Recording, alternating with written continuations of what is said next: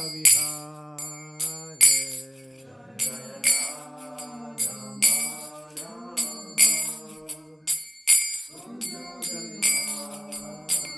Gopi Chana Vallabha Girivara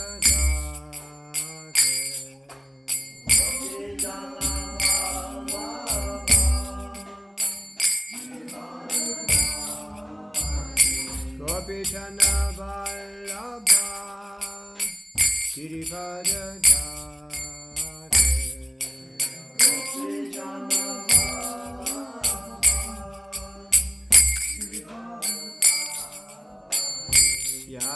Yasodanandana Rajachana Ranjana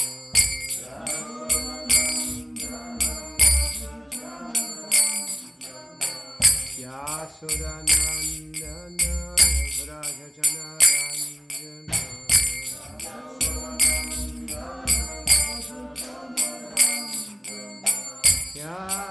Yamunatira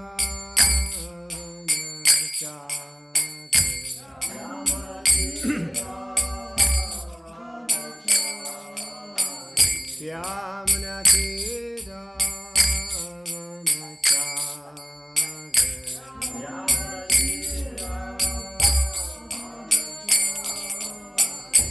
Jaya Radha Madhava Kunya Vihare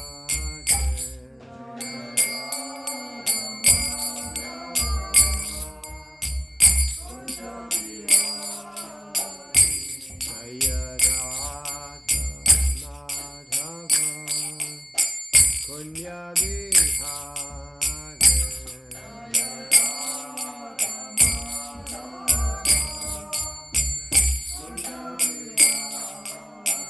Gopi Chana Vallabha Girivara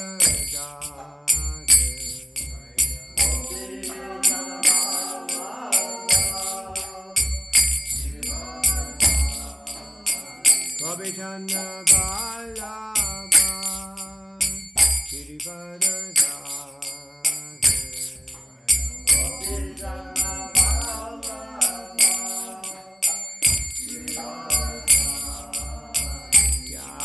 Yasodanandana Rajachana Ranjana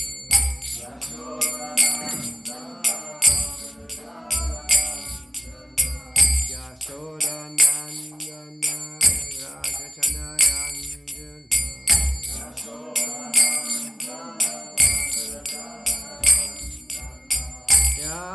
Yamunatira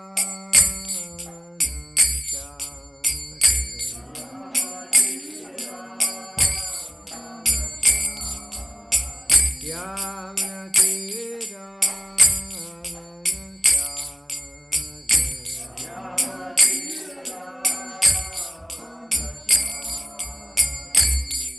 Hare Krishna, Hare Krishna, Krishna Krishna, Hare Hare, Hare Rama, Hare Rama, Rama Rama,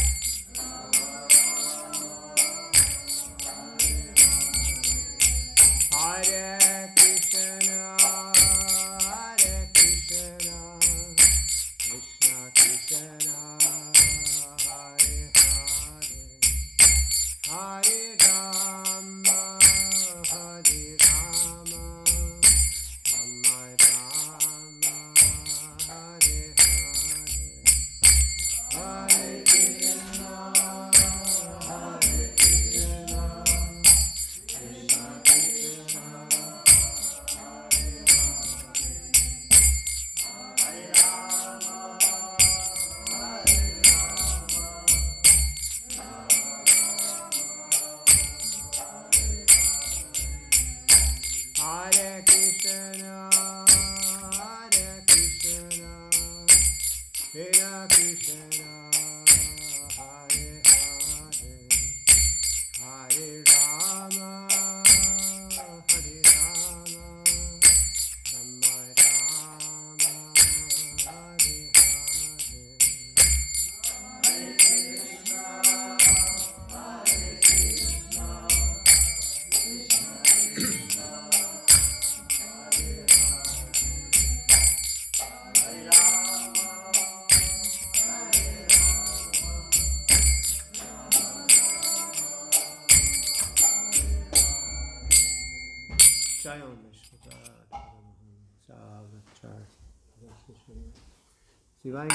Sri Bhakti Vedanta Sangara Sampatki, Nanda Koti Vaishnava Vindhya Jai, Namacharya Shresthapi Jai, Prem Saga Sri Krishna Chaitanya Prabhu Nityananda, Shri Advaita Gadadha Shri Vasihura Bhaktavinda Ki, Shri Radha Krishna Prabhu Gopinath Shama Kunda Radha Kunda Giri Varam Jai.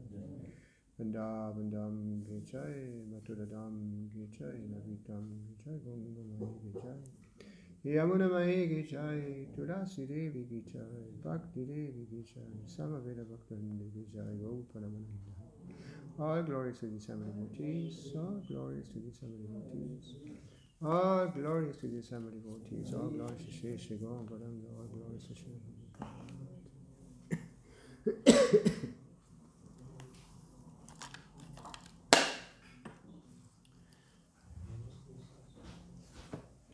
Namam Vishwadaya Krishna Swami Srimati Bhakti Vedanta Swami Namaste Saraswati Devi Varahani Pacharya Nidavisham Shaswami.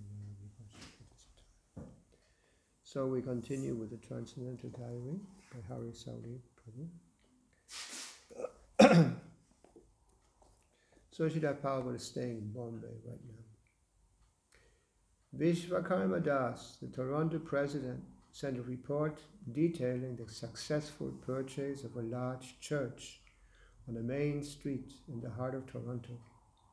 Last year, Srila Prabhupada told them to try to purchase it, and despite great opposition from the clergy, they completed the deal by having some enthusiastic Indian members conduct the negotiations. It cost $400,000 in total, and although the temple only provided $80,000 deposit, they were able to secure the rest of the mortgages. Now they plan to reinstall Sri Sri Radha Krishna Choda Gopinath in mid-January. Srila Prabhupada was delighted and considered the purchase of the church a great victory, a topmost triumph. Christianity is now declining, he wrote. Therefore, they're having to sell all their churches to us. Because they have no clear idea of God, people are not satisfied with them. But we can explain that what God is. So people are appreciating more and more our movement. Now, by Krishna's grace, you have a beautiful temple. Use it to preach very vigorously. If you are strictly following the principles and chant 16 rounds, your spiritual strength will be ensured. And our movement will become increasingly prominent.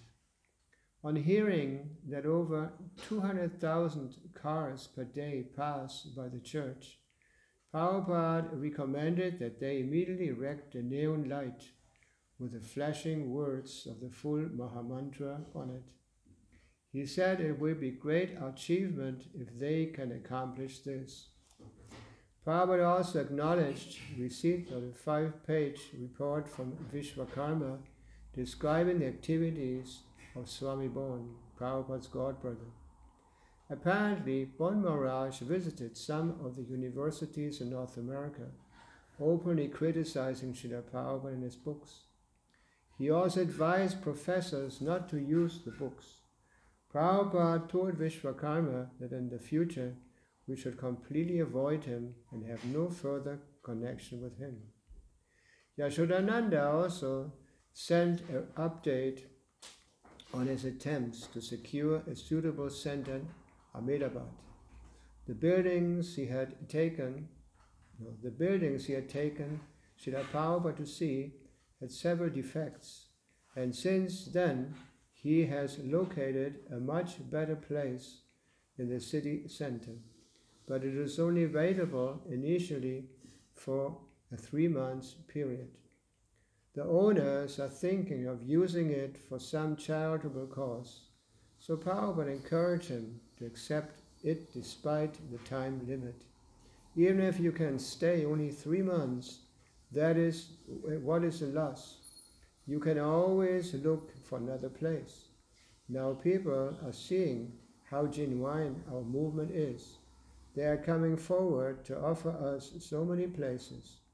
We simply have to maintain our strict principles, keeping ourselves pure. Otherwise, there are so many bogus institutions doing business on the name of God and simply cheating the people. We have to be careful not to degenerate like these others. Our strength depends upon regularly chanting the required 16 rounds and rigidly adhering to the regulated principles. Prabhupada recently received some material via Bhagavatam in Vrindavan, translated into Hindi by Nrsimha Ballabha Goswami. Bhagavatam also reported that the negotiations for establishing a bank branch in our temple are now in the last stage. The head office has agreed, and they are simply waiting for approval from the Reserve Bank. Satisfied with the progress in the bank, Prabhupada wrote Bhagavatam to settle terms with the Goswami regarding his books.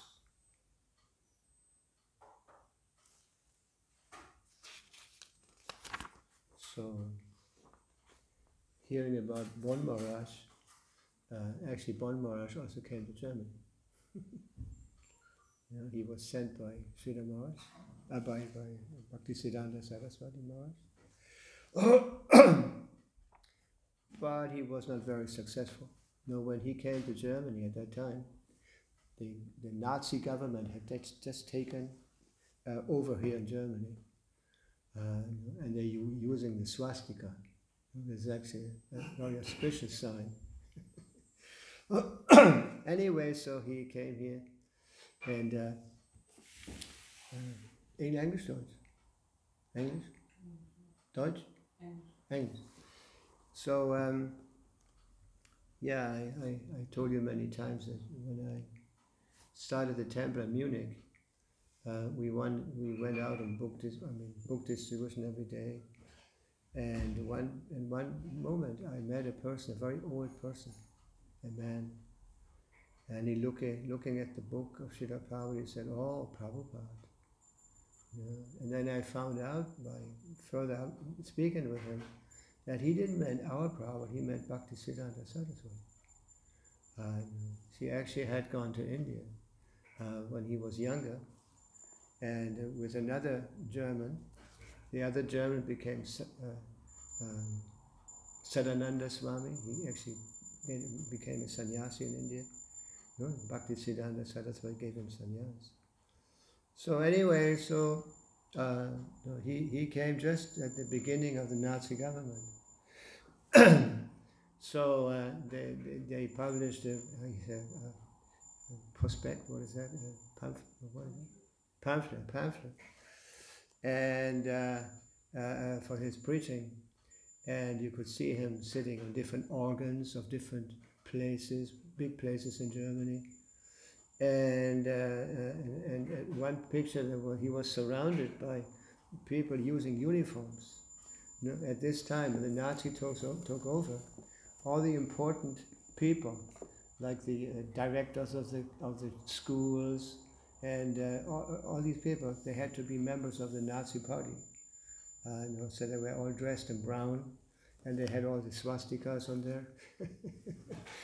So you were sitting there surrounded by these kind of people. And anyway, so he gave me that. No, I went, then later I went on to visited him, and he told us the story. I was with Bhakti Vaibhava, so at that time we were brahmacharis. Anyway, so we went there, and he told us a story how he went to India, and how he had gone after a while. He departed from Gaudiya Math because he had some problem there. And anyway, so, and he had a lot of magazines, harmonious magazines of Bhaktisiddhanta Saraswati, because his friend Sadananda Swami had continued to write him letters at that time, and also magazines and harmonious, and anyway, so I asked him for, if he would give us something of the stuff. And he gave me also this prospect with the swastikas. So I went back to the temple, and we went back to the temple, and then after a while Hans Duda came, our GBC. He was a GBC already. And I showed him all this. And he took it with him. And unfortunately, I didn't make any copies on it because I never heard about it again. Actually, this was it was a kind of historical meeting with the people who had actually known Bhaktisiddhanta, who came to join the Gaudiya Math in India and all that. So Swami Bon. And I heard that when he returned to India, he brought a Hollywood shaukal. How you say that? Hollywood?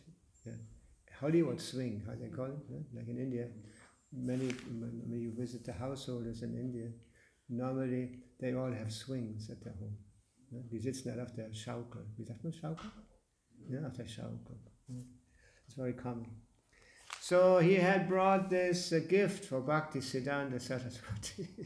And I heard that Bhaktisiddhanta was not at all very pleased with this kind of, as it was the way he preached in England and all that. Because he was actually with another god brother, I don't remember the name. They were both sannyasis, and they had only preached to high up people, very important people. They didn't really preach to the public, kind of like Prabhupada did. And then they returned, and so when Prabhupada went to the West, Swami Bon was not at all favorable with Prabhupada's preaching. He actually criticized, like it's mentioned here, also he criticized Prabhupada's books and all this. Anyway, and he even, if I remember well, he even reinitiated the disciples of Srila Prabhupada. There was Rishikesh, I remember that. Prabhupada had sent them to India. Prabhupada sent some devotees to India to avoid the military service, to go to Vietnam, to the war. Anyway, so, and there was no temple, so the first associating themselves was also Sridhar Swami, and then Prabhupada also told the devotees also not to stay there, because he didn't think it was actually very, very safe for his disciples. Achyutananda was also there. Anyway, any questions? Comments? I have a question to another part of what you read. Yeah. About the Christians. What is their exact? Maybe you can explain a little bit what their picture is of God, what they are believing, who is God. It's difficult to understand, actually. Depends. Actually, there was a division I heard in the Christian tradition. That one division was saying that God is God, and others were saying that Jesus is God. But actually, like we learned from Srila Prabhupada, Jesus Christ was a servant. He actually never said he was God, he was the Son of God. Like we all, like all children of God, actually. God is the Father of all the living entity. I mean, we all come from Him. Just like our Father is origin of our existence, just like we are also eternal, eternal parts and parcels of Krishna. We come from Krishna. We're His energy. So this is something when you talk about my experience, at least. Of course, my experience is limited. When I had the opportunity to speak to Christians, they don't have it very clear. They don't know what God is actually, or very, how is it, very oberflächlich. What is that? Very shallow, very superficial. I was a Catholic. We always went to church every Sunday. But at one point I gave it up because it didn't make much sense to me at that time. Of course I was rebellious. I became a rebellious person. But then later on when I met the devotees, and I started hearing Prabhupada, and we also had started having German books here. We started reading Prabhupada's books like that. We also understood Jesus Christ better. Actually, like I told you the other day, I got a letter from Prabhupada once where I was asking about Jesus Christ and this and that. And he said, Jesus Christ was there at a time when people were not very educated, very simple. That's why in order to convince them, you had to manifest, I say, miracles, walk on the water and cure people like that, to convince them. But then Srila Prabhupada in a letter, at that time, people were simple. He said, nowadays people are much more educated. And so you can present our books to these educated persons. Actually, he told me another letter, he said that I should preach to the students. Prabhupada used to say that Germans are very educated, and actually the first translation of Bhagavad Gita also was done by Germans. Anyway, so he was also sometimes speaking about German Indology, Sanskritist, I think, teaching Sanskrit. Anyway, so Prabhupada told me that I should preach to the students, young, educated, intelligent people, persons. And then he speaking in that last letter that I mentioned, Prabhupada said that, well, if you follow the 4 regulated principles, you're automatically following the 10 commandments of the church, of the Christian tradition. Yes. Hare Krishna. Did I answer your question? Yes? Okay. Yeah. I was wondering what one Maharaj was bringing forward for arguments to blaspheme Srila Prabhupada's books. What you could say there. Actually, not only him. At one point, when Prabhupada, we were starting in Mayapur, that festivals and all, devotees more and more went to, and they also started criticizing Prabhupada's books. And then Prabhupada told the devotees, don't give him our books. Yeah, unfortunate, very unfortunate. You have any idea what arguments there are? I don't remember, but it's more. I remember there's more detailed explanations in the Lilamrita by Satsvaruma. Yeah, when you start reading the Lilamrita, it tells you, about the time before Prabhupada came to India. I think the chapter is called A Lifetime of Preparation. Lifetime of preparation. All the time, his relationship with the Gaudiya Math, with Bhakti Siddhanta, all these things are mentioned there. Very detailed. I know because we publish now in Spanish translations of the Lilamrita, and the devotees are reading it like I'm doing now before class. They also started reading. And as they started, I remember that all these things before Prabhupada came, the relationship with the God, with Gaudiya Math and all that is mentioned, they're very detailed. Yeah? Anyway, so, sorry. Hast du noch eine Frage? Nee? Okay.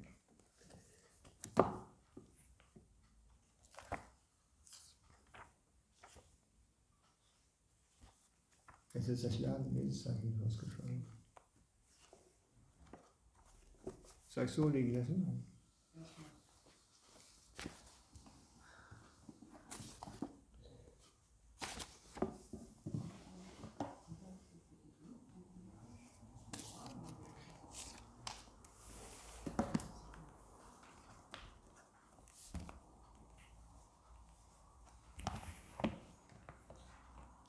Om Namo Bhagavate Vasudevaya. Om Namo Bhagavate Vasudevaya. Om Namo Bhagavate Vasudevaya. Om Namo Bhagavate Vasudevaya. Om Namo Bhagavate Vasudevaya. Om Namo Bhagavate Vasudevaya. So reading from the 6.Canto, first chapter, verse 63. What is the title of this chapter? It doesn't say here. What is the title? The history of the life of Angelina. Huh? The history of the life of Angelina. Arjuna, yeah. Yeah, Angelina. Tannimitta smaravyaja grahagrasto vichetanaha tameva manasadhyayam swadharmat viraramaha tannimitta smaravraya tannimitta smaravyaja grahagrasto vichetanaha tameva manasadhyayam swadharmat viraramaha.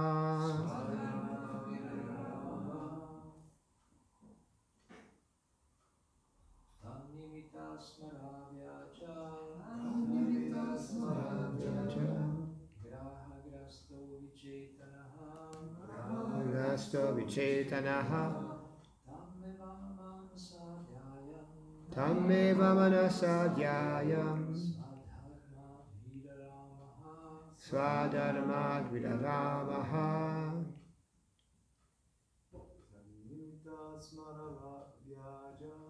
Tannimitta smaravyaja grahagrasto vichetanaha tameva manasadhyayam swadharmat viraramaha. Tannimitta smaravyaja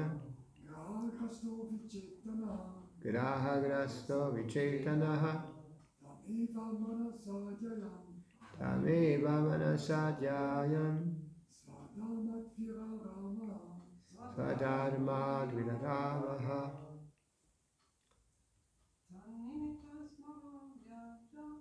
Tannimitta smaravyaja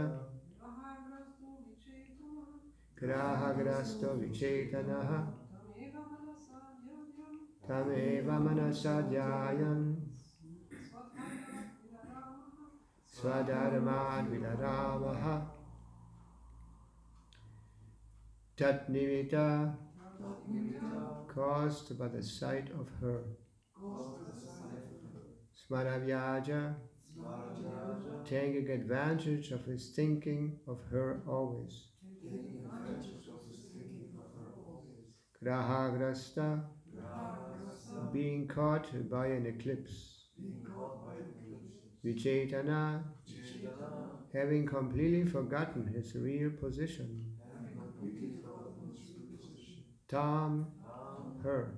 Eva, certainly. Manasa, by the mind. Dhyayan, meditating upon.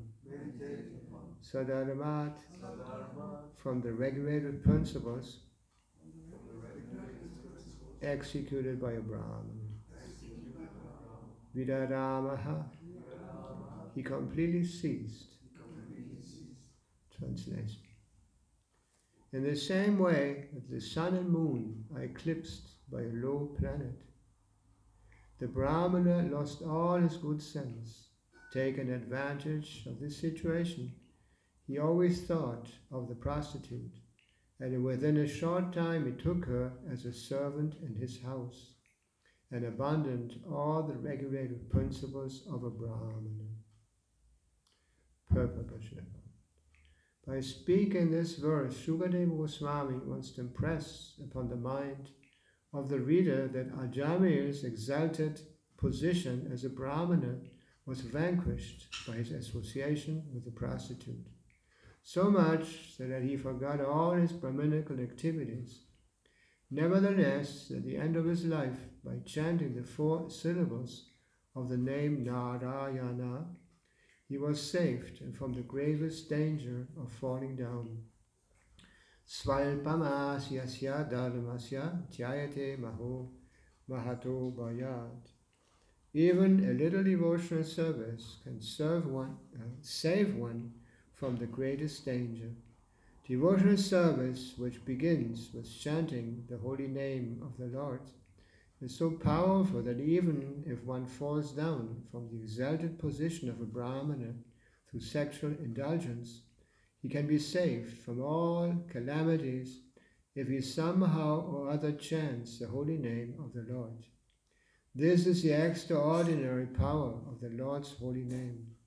Therefore, in Bhagavad Gita, is it advised that one not forget the chanting of the holy names even for a moment. Satatam kirtayantamam yatantaschaditavitaha.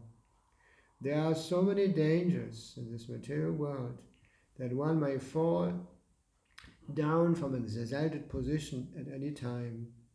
Yet, if one keeps himself always pure and steady by chanting the Hare Krishna Mahamantra, he will be safe without a doubt.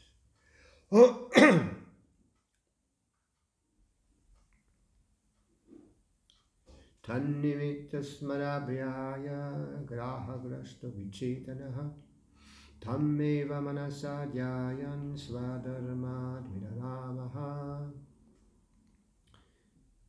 In the same way that the sun and moon are eclipsed by a low planet, the Brahmana lost all his good senses. Taking advantage of this situation, he always thought of the prostitute, and within a short time he took her as a servant in his house, and abandoned all the regulator principles of a Brahmana.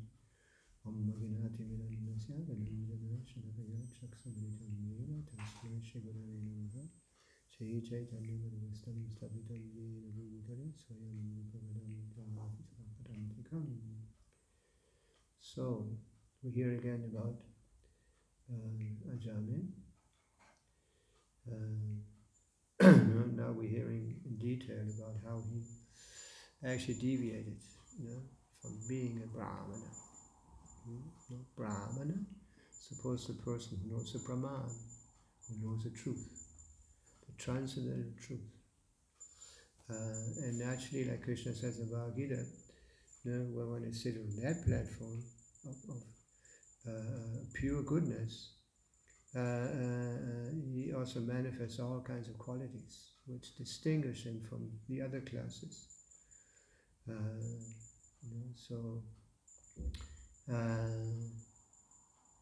The story goes that he was collecting flowers or leaves, and twigs actually means even twigs for the worship of the deities,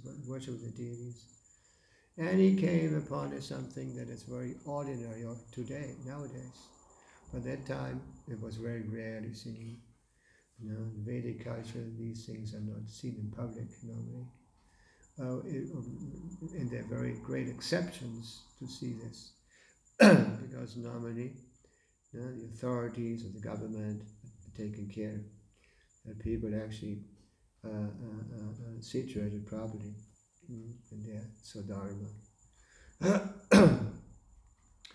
Just like the Brahmanas, they're supposed to be exemplary, not only teaching philosophy, but also teaching by their own example, the acharyas, so that the students would actually live with them.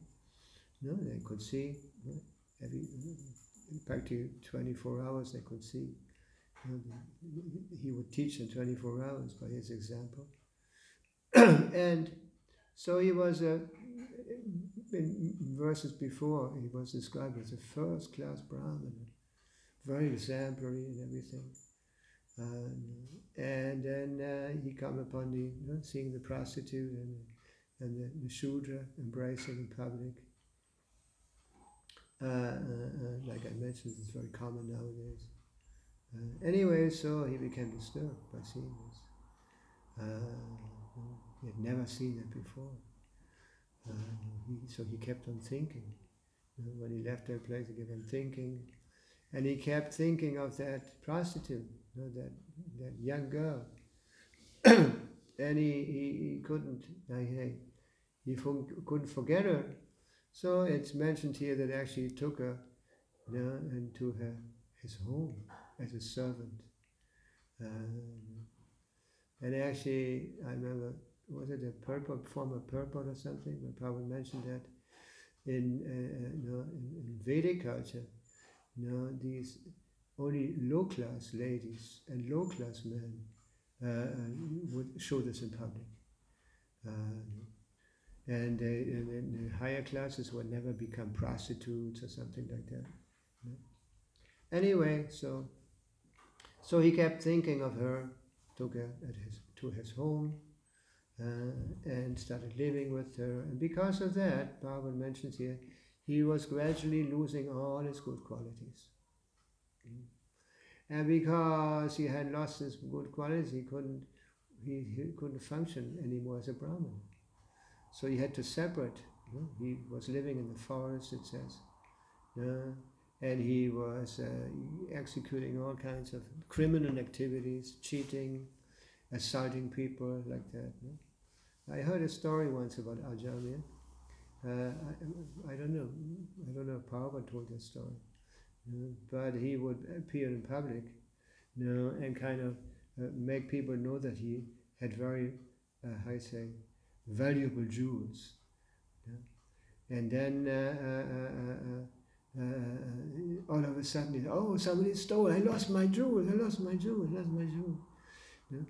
And then he disappeared, and somebody else appeared and trying to sell jewels.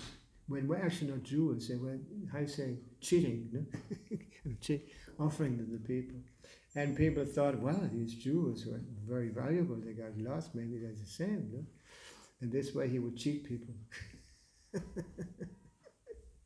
Anyway, so he became very degraded.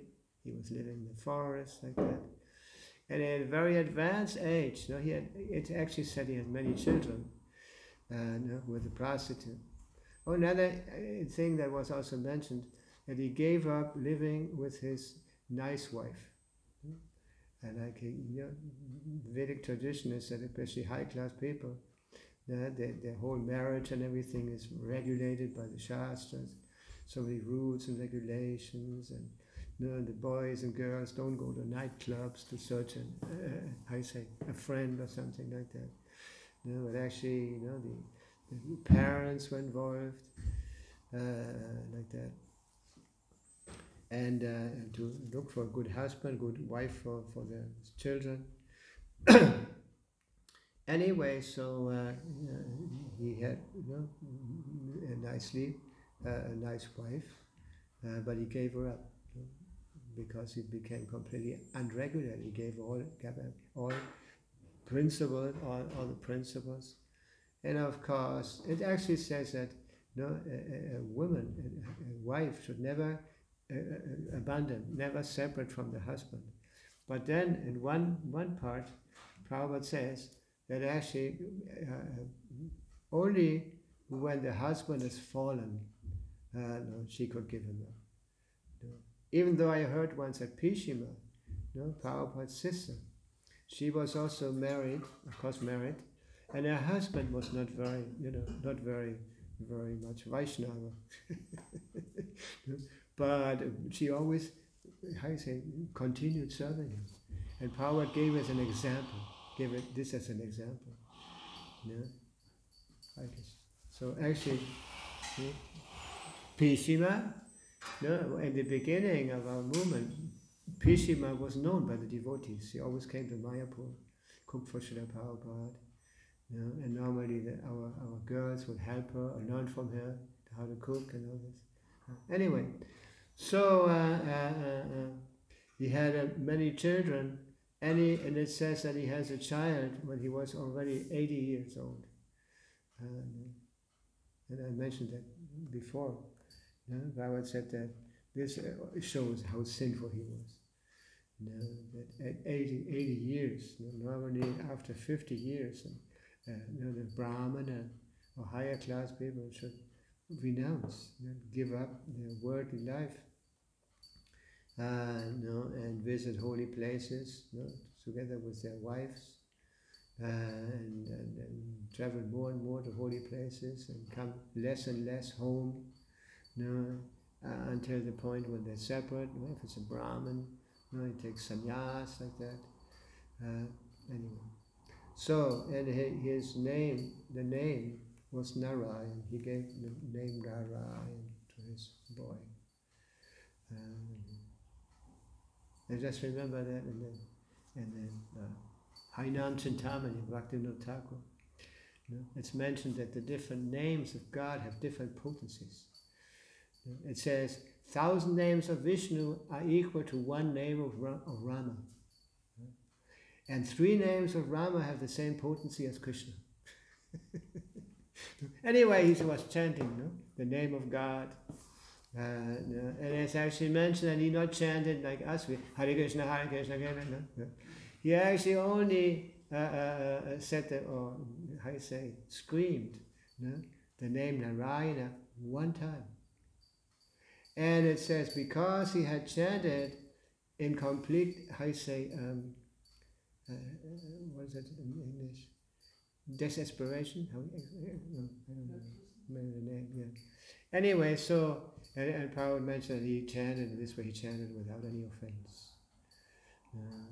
And even though it was the name of his son, he became completely purified with sinful reactions.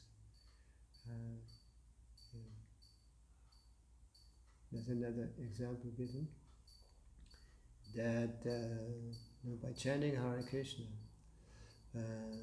you can, by chanting the holy name, you can become liberated, liberated, what is that? For more reactions that you committed in your life. Now, of course, this refers to pure chanting, chanting without offenses and this and that. Anyway, so he chanted, and then all of a sudden, as we already heard before, Yamadutas appear as natural consequence, because he had been so sinful all his life. And then the discussions started between the Vishnudutas and Yamadutas. Anyway, here the purports are very short. This is the end of the chapter, and I'd like to continue to maintain the contents here and read a little more. And I'll just read the translations. Thus Ajami began spending whatever money he had inherited from his father to satisfy the prostitute with various material presentations, so that she would remain pleased with him. He gave up all his Brahminical activities to satisfy the prostitute. Purport. There are many instances throughout the world in which even a purified person, being attracted by a prostitute, spends all the money he has inherited. Prostitute hunting is so abominable that the desire for sex with a prostitute can ruin one's character, destroy one's exalted position, and plunder all one's money. Therefore, illicit sex is strictly prohibited. One should be satisfied with his married wife, for even a slight deviation will create havoc. A Krishna-conscious Grihastha should always remember this. He should always be satisfied with one wife and be peaceful simply by chanting Hare Krishna mantra. the Hare Krishna mantra. Otherwise, at any moment, he may fall down from his good position, as exemplified in the case of Ajami. So actually, like we heard in classes before, Grihastha life is very nice. If it's carried out in the way it is recommended. Actually, Shastras say that actually you can do anything, provided it is regulated by rules and regulations of the Vedas. Just like the Puranas. Puranas are divided in three parts. 6 Puranas, 18 Puranas. 6 for the mood of ignorance, 6 for the mood of passion, 6 for the mood of goodness. And the part of ignorance, you know, sometimes Prabhupada mentioned some of this. That you can, yes, you can take intoxication, but under rules and regulations. Just like Prabhupada mentioned, you have to produce the liquor yourself. You can't go and buy it. You have to. This is very complicated. It takes a long time. Very complicated. Then, if you want to eat meat, yes, you can, but no cows. And Prabhupada mentioned this instance that only what is that in English? Goats. Huh? Goats. I think goats. Goats, yeah, only goats. And under very strict rules, rules, you can kill that goose. Yeah. Very complicated. Now, if you can't stop your sex life, then you have to get married. And under rules and regulations. What else was there?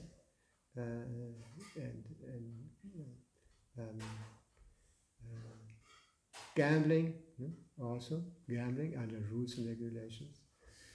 Just like we hear the Pandavas were also, especially, who was that? Yudhishthira? No, but one of them was a little addicted to I say the, huh?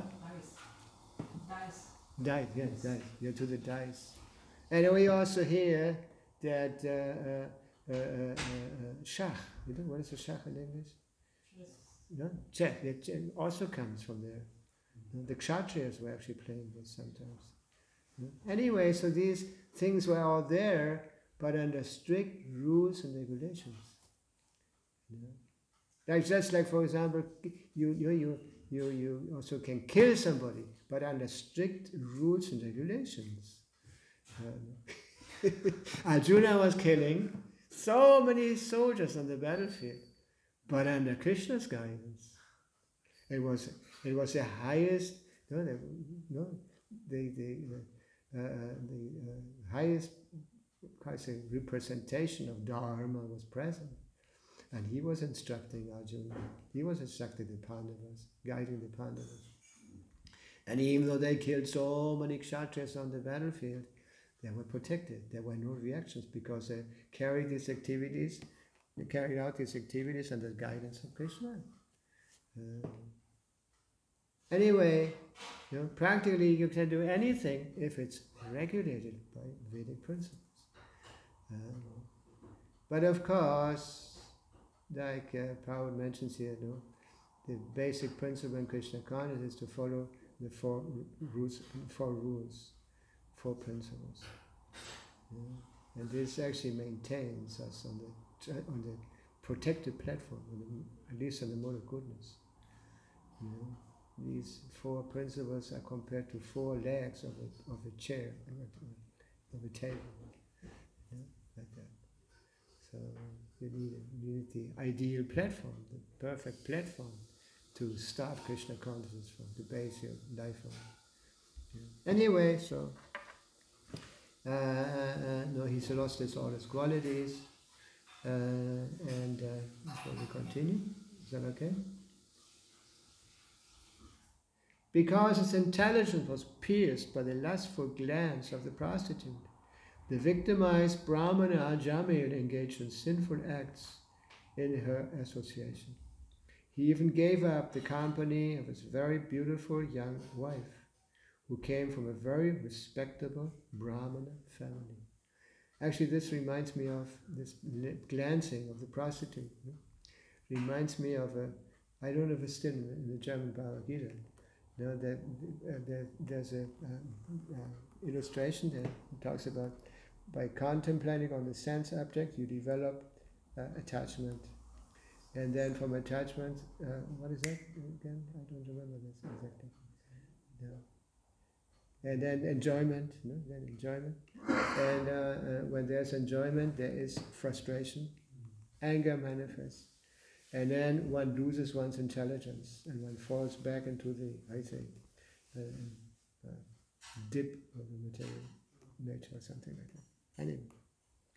And this picture shows the beginning, how one becomes attached. And it shows a young lady looking at a young man. And the young man can't detach anymore from this lady. So that's why in Vedic culture the genders, they were always separated. Like I mentioned the other day, when we started traveling to India in the 70s,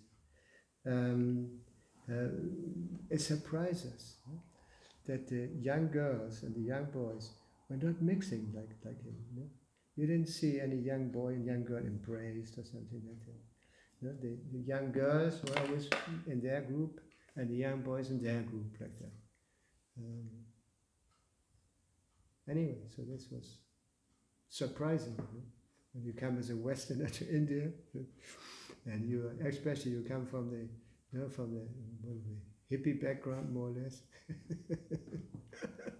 You're accustomed to all these things. Actually, you want to get rid of all the rules, and we wanted to get rid of all the rules and regulations of common social life and all the values of our parents and everything. Anyway, so that's why I also mentioned many times, Prabhupada said that, at least in the beginning, Prabhupada used to say, you should go to India to learn culture. Just to learn culture. And it's a fact. Of course, when you go to the big cities nowadays, it's just like the West. But when you go outside, it's a different, they have a lot of culture still there. And it's actually very impressive. So, Ajami, the purport, I didn't read the purport. Customarily, everyone is eligible to inherit his father's property. And Ajamil also inherited the money of his father. Well, what did he do with the money? Instead of engaging the money in the service of Krishna, he engaged it in the service of a prostitute. Therefore, he was condemned and was punishable by Yamaraj. How did this happen? He was victimized by the dangerous, lustful glance of a prostitute. Like you mentioned the other day, Prabhupada mentioned this in the Nectar instruction. What actually illicit sex means. And there were kind of 8 or 9 principles. And one of the principles, look with lust at young ladies. Yeah. This is also already in the category of illicit sex.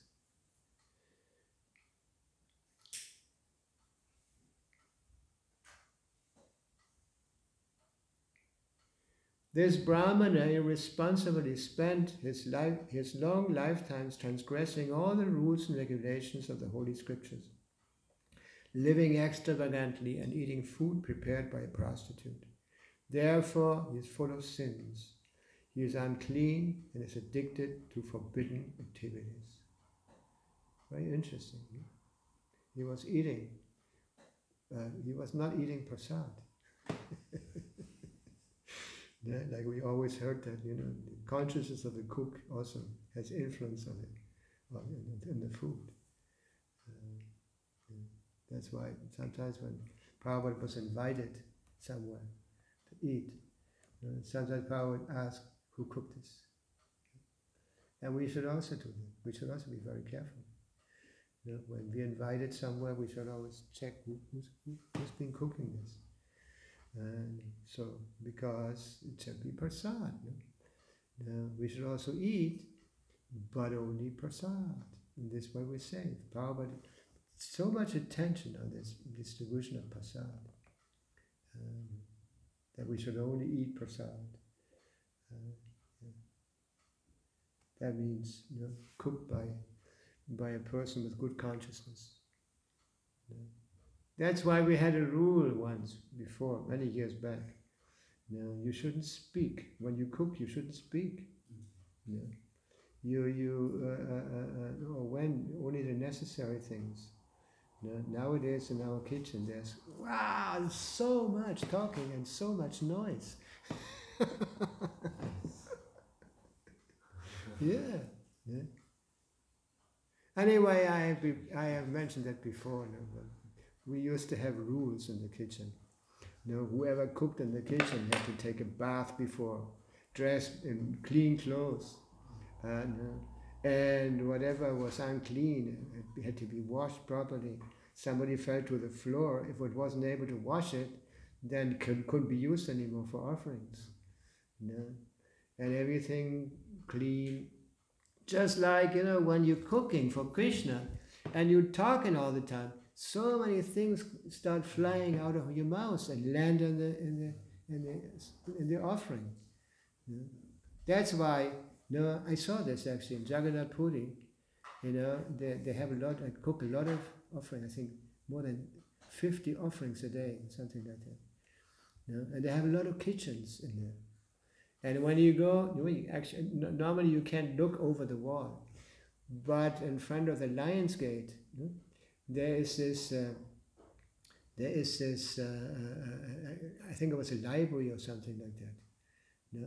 And so when you go up there, the tourists normally go up there, who can't get in there, go up on the library and look from the ceiling, from the top floor. And they can see over the wall. And there's a lot of kitchens there. And you can see the cooks, the devotees of Jagannath cooking. And they're all using turbans and this, they cover their mouths also. Anyway, and they're so strict. They only cook according to their ancient recipes. They don't use anything that was introduced by the British or something. No cauliflower, no tomatoes and all that. Only the traditional, traditional vegetables and fruit they are allowed to use.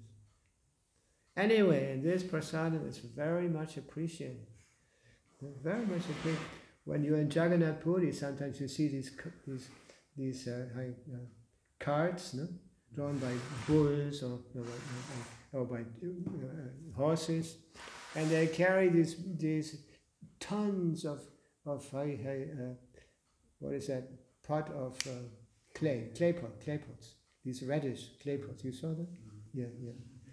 And and they had so many offerings, so people come. And I heard, when I was there, I heard that whenever people do their feasts, that actually it's not common that they cook, but they get the prasad from Jagannath. From Jagannath. And it's a custom.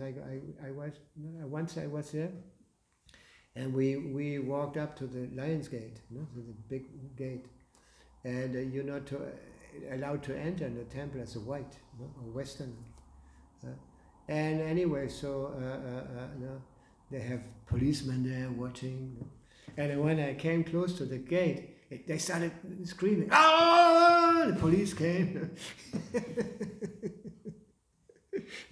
But what they do is, normally, when somebody comes there close, the pandas, the priests, they come and offer you prasad. They give you a price. And you have to, no, I only have that. Like everything in India. And in the cities, maybe not so much, but outside, it's always just a question of dealing the price. There's no fixed price. Yeah. Anyway, so I remember we also got that prasad. Yeah, it was actually very nice. Of course, it was prasad, no? It was offered to Lord Jagannath. Anyway, so it's mentioned here how he became contaminated by eating the food cooked by a non-qualified, let's say that a non-qualified cook. One has to be a devotee, in order to prepare prasad, food that is actually has potency, and purifies. So this is very important. Bhagavatam was so eager to distribute prasad, always. Yeah. When Prabhupada heard that somebody had taken prasad, or so much prasad was distributed during the festivals, and Prabhupada used to be very pleased with it. He would ask how many books to distribute and how much prasad was served. Did they all get prasad? Yes! Very good. And Prabhupada also encouraged us to learn how to cook. Yeah, very important. I remember I went to the kitchen in Wiesbaden. What is it again? The name of the place there? Hohenstein. No, Hohenstein. Yeah. When you go to the temple and you go to the kitchen, they have a huge kitchen. A very nice kitchen. Not like here. They have a tiny kitchen here. No, but they have a huge kitchen there. Very nicely organized, everything very clean. And they have big pictures of Srila Prabhupada cooking. I actually saw one picture of Prabhupada I'd never seen before. Yeah. There you can see Prabhupada is acting there. Not like, how is it? But actually Prabhupada was very exemplary. Anyway, I think we're coming to an end here, no? Oh, I didn't read the purport, I think. Food prepared by an unclean, sinful man or woman, especially a prostitute, is extremely infectious. Ajamil ate such food, and therefore he was subject to be punished by Yamaraj. So Prabhupada just emphasized it again. This man Ajamil did not undergo atonement. Therefore, because of a sinful life, we must take him into the presence. We must take him to the presence of Yamaraj for punishment. There, according to the extent of his sinful acts, he will be punished and thus purified. Interesting statement. Punished means purification, according to Vedic principle. Just as we are punished here in the material world. We're suffering so much. But actually it's a process of purification.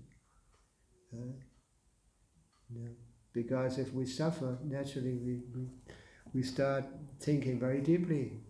Why am I suffering? And maybe how can God, like communists usually say that, how can there be a just God if there's so much injustice in the world? But actually there's no injustice. It is all perfectly arranged by the laws of Krishna, by the perfect laws. Now, there's also saying, what is that? Argumentum ad baculum. I think this is Latin, right? Yeah. Now, argumentum ad baculum means when there's when you cannot convince somebody by argument, then violence is to be applied.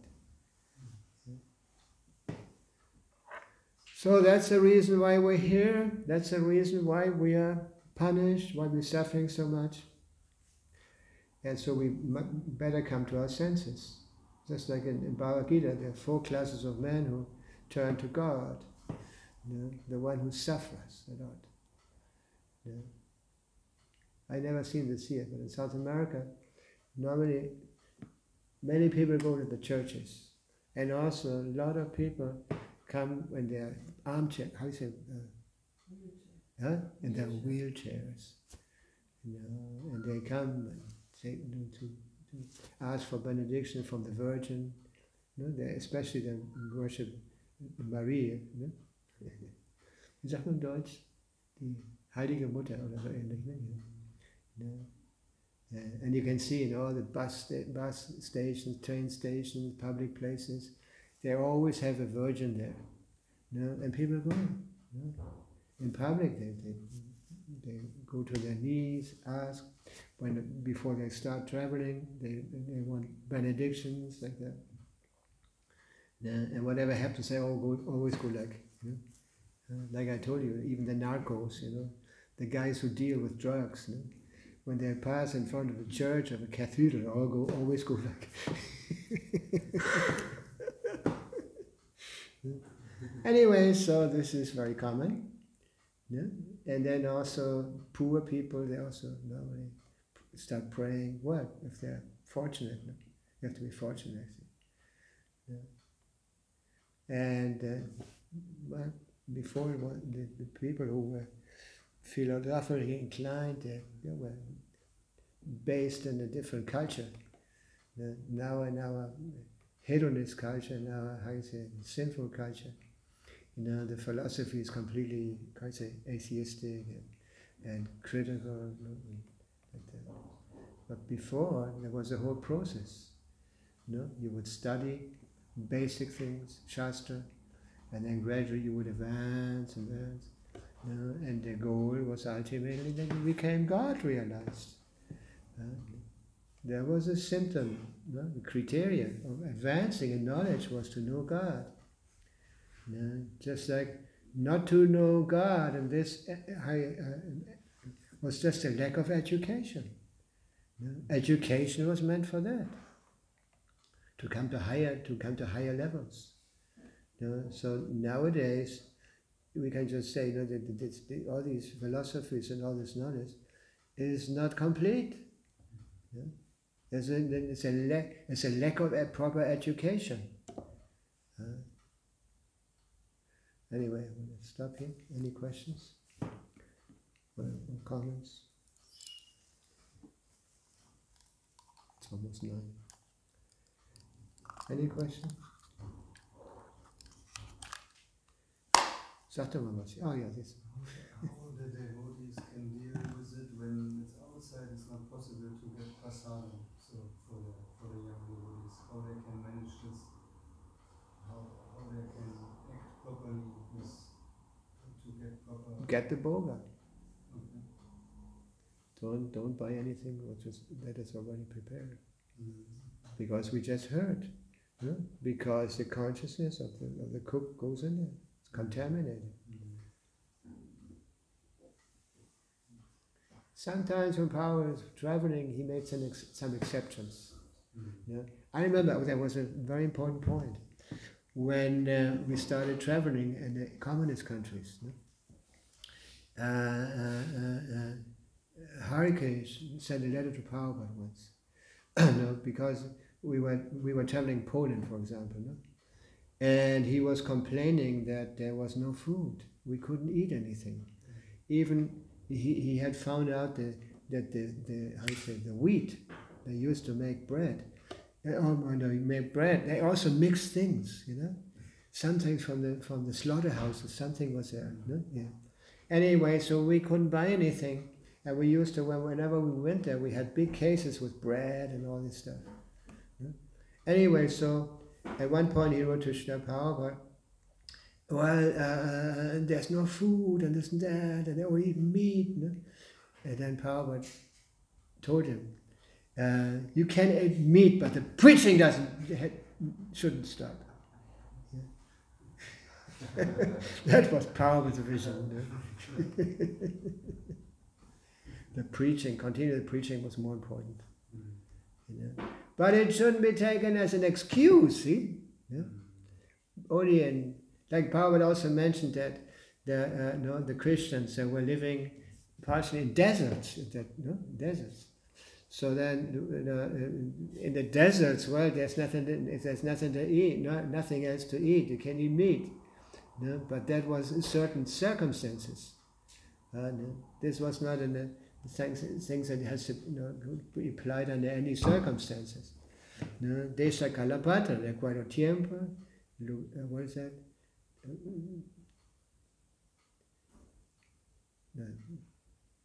Ich kann das nur in Spanisch sagen. Tiempo, lugar y circunstancia. Platz, Platz. Also Zeit, Ort und Umstand? Ja.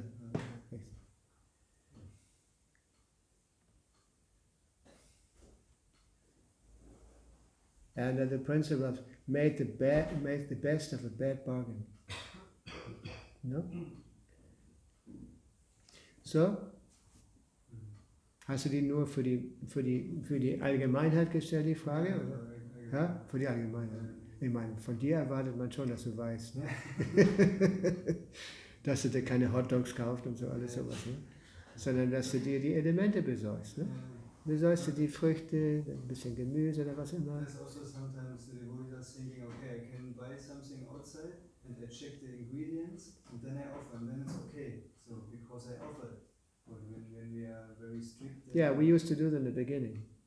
We used to always say, Sri Vishnu, Sri Vishnu. Also when we took medicine, we said, Sri Vishnu, Sri Vishnu, Sri Vishnu.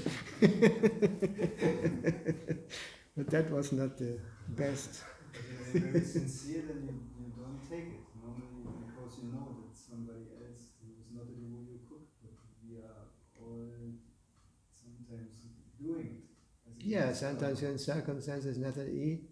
At least you can eat some salad. Yeah. Yeah. Or some, something very basic. Because it's more important to continue to maintain body and soul together than, well, what can we say?